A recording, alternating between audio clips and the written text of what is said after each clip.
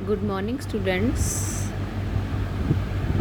Class 8 lesson tsunami working with the language.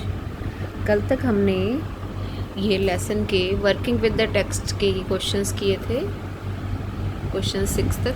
अब working with language का ये questions करेंगे। ये पहला क्वेश्चन हम नहीं करेंगे, इम्पॉर्टेंट नहीं है इतना। अब second fill in the blanks वाला है, यहाँ से स्टार्ट करते हैं।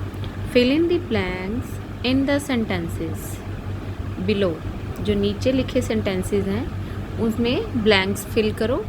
The verbs given in brackets will give you a clue. जो ब्रैकेट में वर्ब दी हुई है, क्रिया दी हुई है, वो तुम्हें एक क्लू देगी। क्लू कैसे देगी? जब हम लाइन का मीनिंग निकालेंगे तो हम देखेंगे कि फिल इन द ब्लैंक्स में क्या फिल करना है।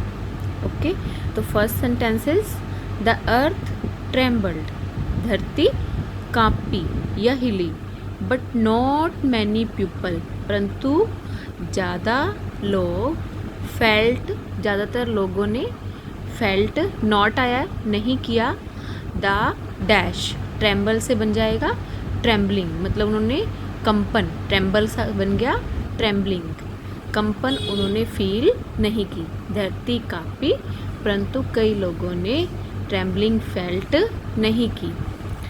Second line is when the zoo was flooded, जब चिड़ियाघर में बाढ़ आई, there was a lot of, वहाँ थी बहुत सारी, dash and many animals escaped into the countryside, जो कई मतलब जो जानवर थे वो कंट्री साइड में बच के भाग गए।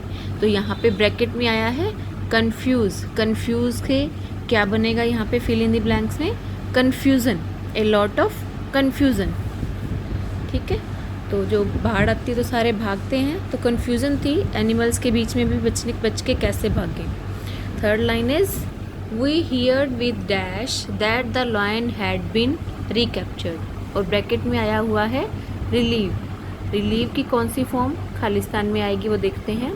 वी हर्ड, हमने सुना, विद डैश कि किसके साथ वो देखते हैं, that the lion had been recaptured. Recaptured होता है दोबारा से पकड़े जाना, कि लायन को दोबारा से पकड़ा गया। तो वी हर्ड विद रिलीव से बन जाएगा रिलीफ। रिलीफ मतलब राहत, कि हमने राहत से, चैन से सुना कि लायन द्वारा पकड़ा गया। Fourth line is the zoo keeper was stuck in a tree. Zoo keeper होता है जो जू को संभालने वाला, चिड़ियाघर को संभालने वाला। Was stuck in a tree, एक ट्री में अटक गया, स्टक हो गया। And his dash was filmed, filmed उसकी जो भी डैश में आएगा खालिस्तान में, was filmed by the TV crew. उसकी जो ब्रैकेट में है रेस्क्यू, रेस्क्यू होता है बचाव, उसका जो बचाव था वो टीवी क्रू का मतलब होता है टीम, टीवी की एक टीम द्वारा फिल्माया गया। ठीक है, तो इसमें रेस्क्यू आएगा। पांचवी लाइन है there was much excitement, dash की जगह पे आएगा एक्साइटमेंट, क्योंकि ब्रैकेट में एक्साइट दिया हुआ है। तो विलेज में बहुत ज़्यादा एक्साइटमेंट थी। When the snake charmer came visiting, जब सपेरा, स्नेक चार्मर होता है सपेरा, वहाँ आया उनके गांव में, तो लोगों में एक्साइटमेंट थी। ठीक है, तो ये सेकंड क्वेश्चन है फिल इन दी ब्लैंक्स, ये कंप्लीट हो गया। इसके साथ ये नीचे ए और बी कॉलम दिए हुए हैं। मेघना वाज स्वेप्ट अवे, ये सारे ए में देखो, was swept away, was hit, were washed, ये दिए हुए हैं ना।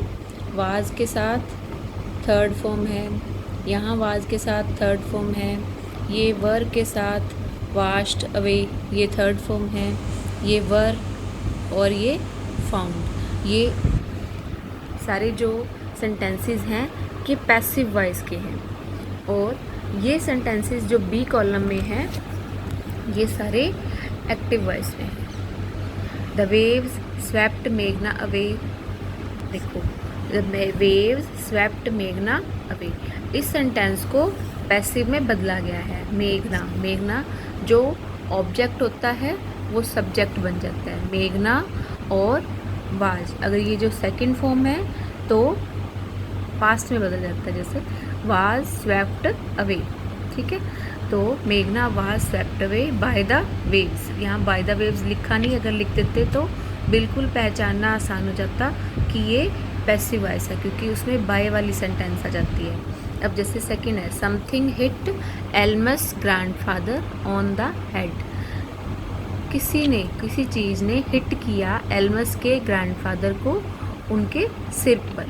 तो इसको जो पैसिव में बदलेंगे, ये एक्टिव वॉइस है, जब इसको पैसिव में बदलेंगे तो उसकी पास्ट फॉर्म आ जाएगी हेल्पिंग वर्ब के साथ। तो है Elms grandfather was hit on the head. ये देखो ये चेंज हो गया ना, जो ऑब्जेक्ट था वो सब्जेक्ट बन गया। ठीक है, यहाँ पे बाय समथिंग नहीं लिखा, बाय समथिंग आ जाता तो आप आसानी से पहचान पाते कि ये पैसिव वॉइस है और ये एक्टिव वॉइस है। ये मुझे मेरे कराने का मतलब मकसद ये है कि तुम्हें इसके बेस पे मैं एक एक्सरसाइज करवा रही हूँ। Study the sentences in the columns A and B. ये थर्ड क्वेश्चन है कि इन सेंटेंसेस जो पीछे मैंने ए और बी सेंटेंसेस दिखाए थे पैसिव और एक्टिव वाले, उसको स्टडी करो। Compare the sentences in A to the ones in B. इन सेंटेंसेस को जो ए में दिए गए हैं उनको बी से कंपेयर करो। Who is the doer of the action in every case. Doer क्या होता है? डूअर होता है जो काम करता है, जो काम करता है, जिसको हम सब्जेक्ट भी बोल सकते हैं। Is the doer mentioned in A और इन बी। जो डोअर है वो ए में दिखाया गया है, मेंशन किया गया है, या बी में। ठीक है, तो notice the verb in A में वर्ब नोटिस करो। क्या वर्ब दी हुई है? Was swept away, was hit, were washed away, were found. ये जो फॉर्म है वर्ब की, ये सारी they are in passive form, वो पैसिव वॉइस में है। मैंने तुम्हें 7th क्लास में करवाया था एक्टिव और पैसिव का। जो सब्जेक्ट है वो बाय लगा के ऑब्जेक्ट में बदल जाता था, जो ऑब्जेक्ट होता था वो सब्जेक्ट में बदल जाता था, और जो फर्स्ट फॉर्म है सेंटेंस में जब उसको पैसिव में बदलते थे तो उसको इज़ लगा के थर्ड फॉर्म में बदल देते थे। अगर सेकंड फॉर्म दी हुई थी तो सेकंड फॉर्म को वाज लगा के थर्ड फॉर्म में बदल देते थे। जो भी मतलब पैसिव की यही निशानी होती है, पैसिव वाले सेंटेंस की, कि उसमें बाय लगा होता है और उसमें थर्ड फॉर्म लगी होती है, वर्ब की थर्ड फॉर्म लगी। तो इसकी यही सबसे पहली निशानी है पैसिव वॉइस को पहचानने की। तो तुम्हें ये नीचे सेंटेंसेस दिए हुए हैं। Say whether the following sentences are in the active और the passive voice. Write A और बी। ए होता है एक्टिव और बी होता है passive. After each sentence as shown in the first sentence. तो फर्स्ट लाइन है समवन स्टोल माई बाइसाइकिल। ये स्टोल ये सेकंड फॉर्म है, थर्ड फॉर्म होती है स्टोलन। तो इस फॉर्म से ही पता लग रहा है कि ये सेंटेंस एक्टिव वॉइस है, इसलिए ए लगा दिया। जो सेकंड लाइन है the tyres were deflated by. अब वर के साथ कभी थर्ड फॉर्म आती है तो वो पैसिव वॉइस में आती है। तो वर्ड डिफ्लेटेड और एक निशानी हो रहा है यहाँ पे बाय दिया हुआ है, बाय दिया है तो हम आंखें बंद करके बता देंगे कि ये पैसिव वॉइस का सेंटेंस है। हमें सिर्फ सेंटेंस की पहचान करनी है कि ये एक्टिव वॉइस है कि पैसिव वॉइस है। अब थर्ड लाइन है I found it last night in A ditch near my house. अब इसमें दी तो सेकंड फॉर्म है I found it last night, ये पास्ट इंडेफिनिट टेंस है, उसमें सेकंड फॉर्म होती है, तो ये थर्ड फॉर्म नहीं है, तो ये एक्टिव सेंटेंस है। ठीक है, अब फोर्थ है इट हैड बीन अगर बीन लगा हुआ है, has been, had been, have been दिया हुआ है तो ये सेंटेंस पैसिव वॉइस है। अगर विल के साथ, शैल के साथ बी लगा हो, BEB, तो भी पैसिव वॉइस होता है। तो ये 4-5 जो रूल्स हैं हल्के से आप कॉपी पे साइड में नोट कर लेंगे, क्योंकि पैसिव वॉइस और एक्टिव वॉइस आपको बाद में अच्छी तरह से करवाएंगे। ठीक है, तो 5th line is my father gave it to the mechanic. मेरे पिताजी ने इसे मैकेनिक को दे दिया। ये गेव सेकंड फॉर्म है, थर्ड नहीं है, तो ये एक्टिव वॉइस है।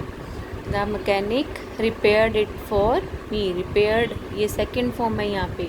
इसका अगर थर्ड फॉर्म होती तो यहाँ पे वाज रिपेयर्ड आता। ठीक है, तो ये रिपेयर्ड सेकंड फॉर्म है, तो ये सेंटेंस क्या है, एक्टिव वॉइस। तो सभी ने ये ध्यान से समझ के इस वीडियो को 2-3 बार देखो और ये रूल लिख के याद करो। ठीक है, और ये सेंटेंस कॉपी पर नोट करो। Okay, thank you. अब ये लेसन कंप्लीट है। कल हम दूसरी पोएम ज्योग्राफी लेसन करेंगे। Okay, thank you.